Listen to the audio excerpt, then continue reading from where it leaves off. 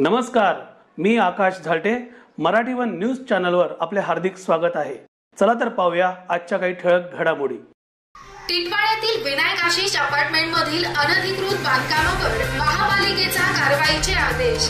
Titwala railway station जवळील Vinayak Ashish apartment येथील पार्किंगच्या जागेवर विनापरवाना बांधण्यात आलेले 5 गाळे व 2 सदनिका अनधिकृत ठरविण्यात आल्या असून कल्याण डोंबिवली महापालिकेनं या प्रकरणी कडक भूमिका घेतली. महाराष्ट्र महानगरपालिका अधिनियमाचे कलम 260 व 267(1) तसेच महाराष्ट्र प्रादेशिक नगररचना अधिनियम 1966 अंतर्गत प्राप्त झालेल्या नोटिशीनुसार बांधकामाबाबत अधिकृत दस्तावेज सादर करण्यासाठी दिनांक 25 एप्रिल 2025 रोजी दुपारी 3 ते 4 वाजेच्या दरम्यान सुनावणी घेण्यात आली होती. सुनावणीस पदनिर्देशित अधिकारी तथा सहाय्यक आयुक्त प्रमोद पाटील हे उपस्थित होते.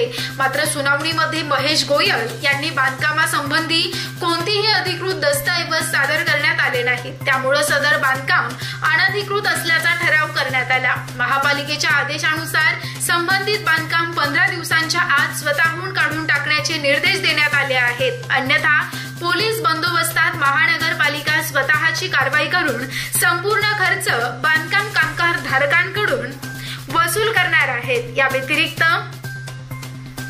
महाराष्ट्र प्रादेशिक आणि नगररचना अधिनियम 1966 चे कलम 52-53 व महाराष्ट्र महानगरपालिका अधिनियमाचे कलम 397(अ) अंतर्गत फौजदारी कार्यवाही केली जाणार असल्याचं महापालिकेनं स्पष्ट केलं आहे.